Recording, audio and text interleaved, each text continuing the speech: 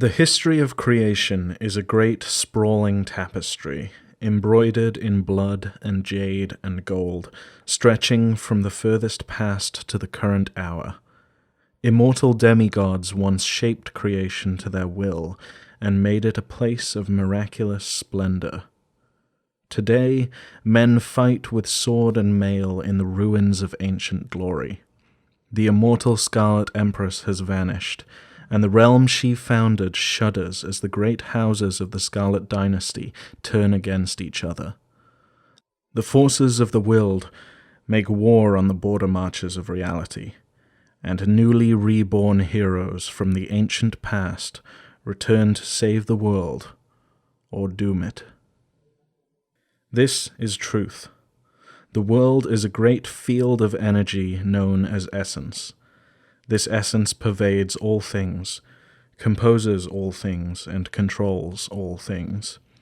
It is often called breath, but it forms not only the respired medium of life, but also the physical material of that life. Essence is the wall of structure that contains creation, and essence is the swirling insanity that lies beyond it. Every creature is inseparably linked to essence. When immortal, beings who can control and channel essence are called spirits. When mortal, they are named Exalted. In the beginning, there was raw essence, existing in constant swirling chaos, unshaped and unformed. Within this chaos existed the Primordials. It cannot be known whether they were born from the essence, if they predated its existence, or if they were somehow coterminous with it.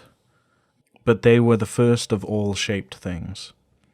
In the madness around them dwelt the fair folk, creatures whose very nature was antagonistic to the Primordials and all that sprang from them. The Primordials warred with the fair folk, and matters have not changed since those first days of the world. Even today, the fairies seek to burn away all creation and return the Wyld to the formless purity of the time before shape. The Primordials desired a place for themselves, so that they might take shelter from the endless storm of chaos and the tiresome warrings of the fair folk. There, they would take rest from the struggles of existence in the Wyld and play their games of divinity. From this thought and their united will sprang creation. They gave shape and form to the world, from the sun in the skies to the tiniest ant in the dust, and when the Primordials saw that it was sound and safe and suitable to their desires, they settled down to play their games. Creation was too complicated to maintain or sustain itself, however, and their games did not permit long lapses of attention. Therefore, the Primordials created gods to protect and maintain creation, leaving it in their charge. In time, the gods grew discontent at their slavery. They could raise no hand against their creators, however, so they empowered mere mortals to be both their weapons and their champions. These chosen mortals, these Exalted, then rose up and made war against the Primordials on the gods' behalf. Strife racked creation, and many things were destroyed that would not be made again. The 5 great elementals were unmade by the Primordials, lest they should serve as a weapon against them. The pre-human race of the Dragon Kings died by the millions, and those who survived had no choice but to retreat into a technomagical state of torpor until a future age. After years of battle, the Primordials were defeated. Some were slain, and beneath them yawned a horrid abyss that swallowed their dying souls. Others surrendered, lest they too fall into the abyss. At the intercession of Gaia, the only Primordial who sided with the Exalted, these defeated Primordials were spared execution. Instead, they were forced to swear powerful oaths on their very names, which banished them elsewhere and imprisoned them within the body of their general, Malphaeus. Those primordials who died became known as the Neverborn. They were too vast to pass into nothingness, and the rules of the cycle of reincarnation they had created for mortals did not apply to them, so they lingered on the doorstep of existence. Their collapse into the abyss damaged the cycle of reincarnation, however, and polluted much of the essence with which they had formed creation. This polluted essence abscessed and congealed into a parallel plane of existence that is now known as the underworld. In time, this necrotic essence even began to seep into creation itself, and hardly had the Neverborn begun their endless dreamy slumber in their vast subterranean tombs than a portion of the spirits and other creatures that had died began to filter into their grey new world as well, rather than obeying the rules of the cycle of reincarnation. Those primordials who were taken captive became known as the Yosis, or demons. Yet hardly had the gods locked these demons away when they began to dream of escape and revenge. They produced races of offspring to serve and amuse them in their imprisonment. Yet, in their defeat, all the primordials cursed the gods, the Exalted who served them, and the creation that housed them all. Their curses were as true and wicked as the curses of a creator betrayed by her own connivings always are, but such matters were of little concern to the Exalted and the gods. After all, the Neverborn and the Yosis were merely the shades of foes already defeated. Ghosts were ignored as curious echoes of the war against the primordials, while the Yosis' demon offspring were summoned and harnessed in sorcerous servitude for their might, and used to build public works and palaces. In the days after the Primordial War, a body known as the Solar Deliberative was founded as a council where all Exalted might have a voice. In purpose, it was to provide a collective defense and to help decide the future of creation. In these early years, the celestial gods passed creation into the control of the Exalted, and a golden age of peace and prosperity reigned throughout the world. The Solars ruled. The Lunars were their warlords and mates. The Sidereals advised them and planned the future, and the terrestrial Exalted served in a great bureaucracy. The gods and elementals obeyed their orders, and great works of art and sorcery were created, wonders of a magnitude that shall likely never be seen again. This was the first age of creation, and it was a time of miracles beyond description. The sorcerous might of the Exalted knew no limit. Armies expanded the borders of the world itself. Cities flew through the sky on essence engines. Little did those who lived at the time think of the foes they had defeated. So secretly did the curse of the primordials grow within their souls. The primordials' curse fell upon the Exalted, and not the gods. It grew unrecognized in their hearts like a sickness, warping virtue to excess and magnifying natural faults. Valor became vainglory and rivalry. Honor became rigidity. Compassion became corruption, and the Solar Exalted turned to tyranny, cruelty, and malice. The great curse lay on the other Exalted as well, but most heavily on the Solars, as they were the leaders who had brought down the primordials. Eventually, the Solar Exalted turned from the guidance of the unconquered sun, their patron and invincible chieftain of the gods. In turn, he averted his face from them. The Sidereals saw that their masters were turning to evil, so they took counsel with each other. They peered into the loom of fate itself and saw three alternatives for creation. The first, they did nothing, which resulted in the corruption and downfall of the whole world. In the second, they attempted to reason with and restore the Solars, which might or might not save creation. And in the third, they guided the dragon-blooded, the terrestrial Exalted, to seize power and to wipe the Solars utterly from the face of the world. That act would surely preserve the world if only in a considerably diminished form.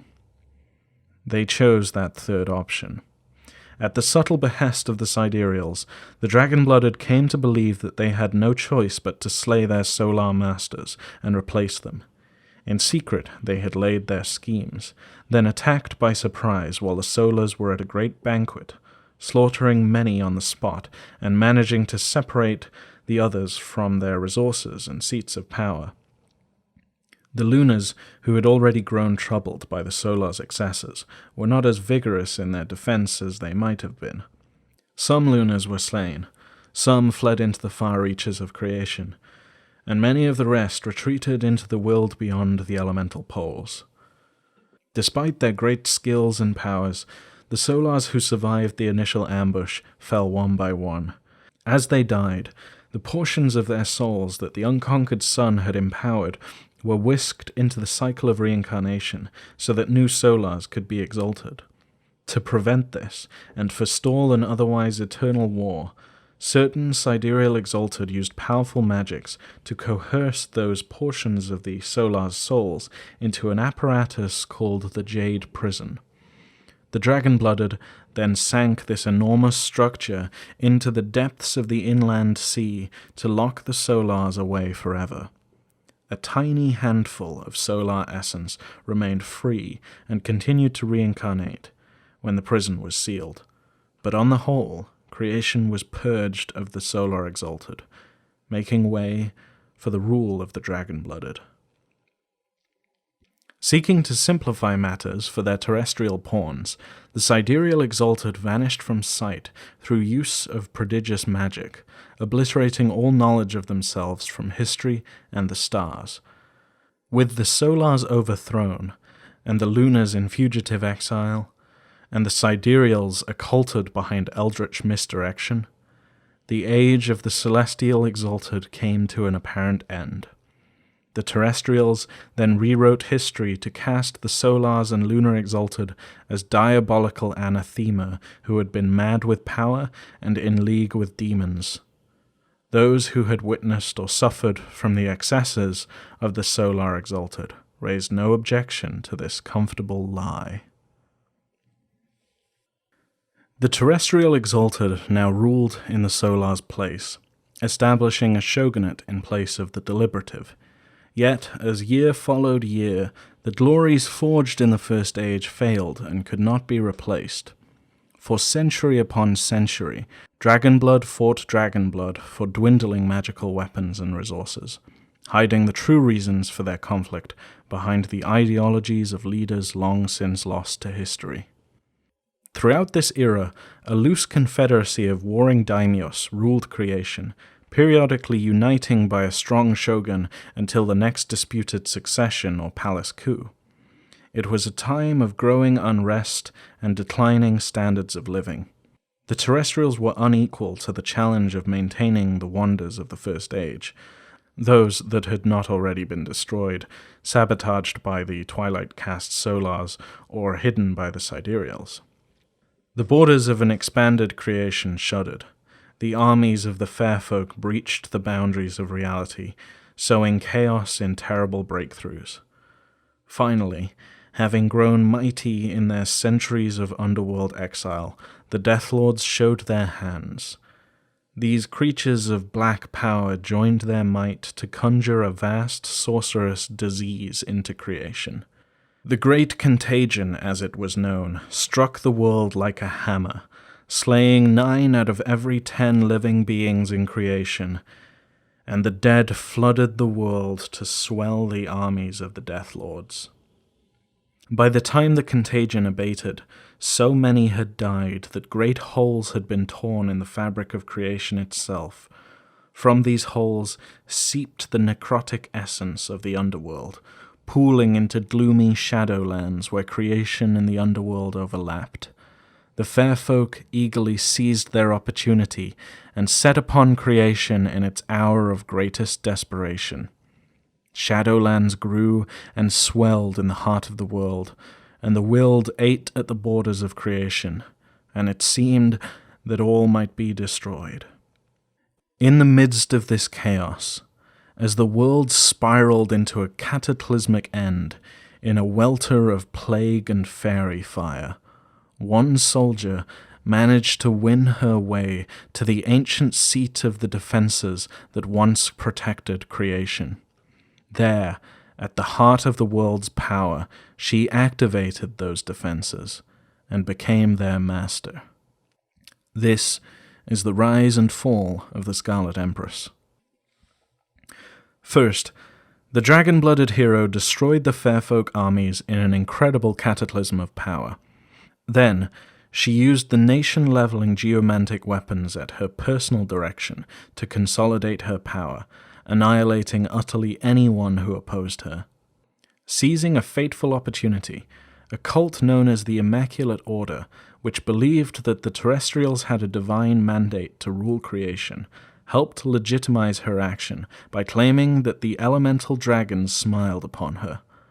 With the blessing and devotion of this widespread and fanatical cult, she consolidated her surviving terrestrial kin about her. Through marriage and adoption, blackmail and skullduggery, she united them in the Scarlet Dynasty, a sprawling political empire with her, the Scarlet Empress, as its unquestioned ruler. In the ruins of the Contagion, the Empress set up new governmental ministries, reorganized and rebuilt the military legions, established a new deliberative to occupy the more fractious nobles, took consorts, bore children who founded the great houses, and maintained the Wyld hunt to strike down any reborn anathema. The realm she created was merely a pale shadow of the first-age realm that had come before, but it maintained the peace and enforced her will on a world far too shattered to resist. Over the course of several tumultuous centuries, she came to rule all of creation. All but 2 of her rivals submitted to her rule or were destroyed by the vast weapons at her command.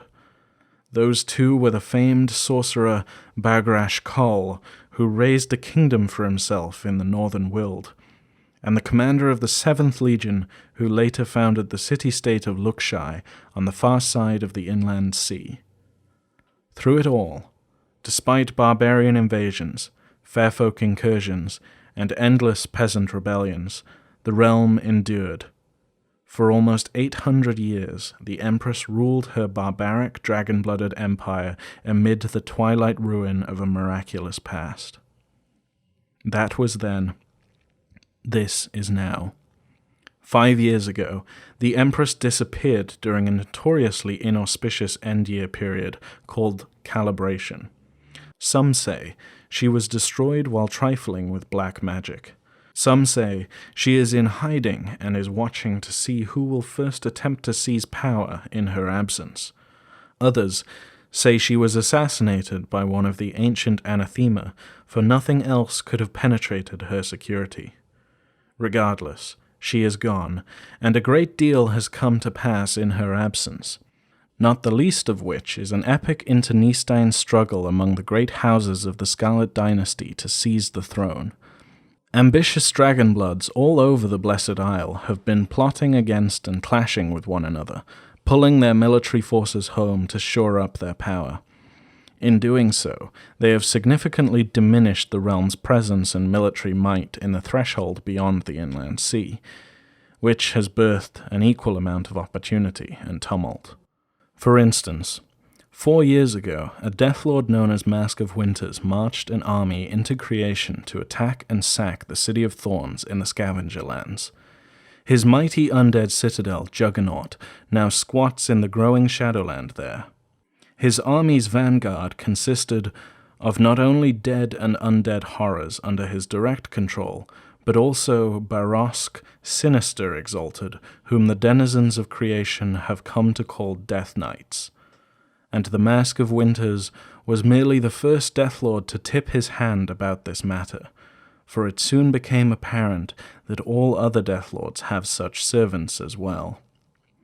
In that same year, in the northeast, a Solar Exalted barbarian warlord defeated the legions of House Tepet at this culmination of 2 years' campaigning. In doing so, he destroyed much of the cream of the imperial military. What's worse, it has also become apparent that more Solar Exalted are being reborn since the Empress's disappearance than has been the case for centuries. And with more soldiers withdrawing to the Blessed Isle every day to aid the scions of the Scarlet dynasty, there are fewer warriors to ride in the Wyld hunt and keep this upsurge of anathema in check. In the years since the crushing defeat of the Tepet legions, the realm has been reluctant to campaign abroad. House Tepet has been effectively knocked out of the race for the throne, so no house is willing to contribute its portion of the military to risky endeavors. Yet, they all demand more and more taxes from their threshold tributaries as they seek to improve their military position for the coming civil war. The people of the threshold, especially those of the scavenger lands, are beginning to grow tired of the dynast's demands. It is a time of opportunity and risk. It is clear that an age of war is at hand. The armies of the Deathlords stir in the underworld. The Fairfolk launch raids and demonstrations along the borders of creation, and the Lunar Exalted are called forth from their wilderness by the scent of their long-lost mates. The world, as it was, is passing away, and a new world with a new balance of power will soon be born. In most places, the world waits breathlessly for the storm. In some places, the first raindrops have already begun to fall.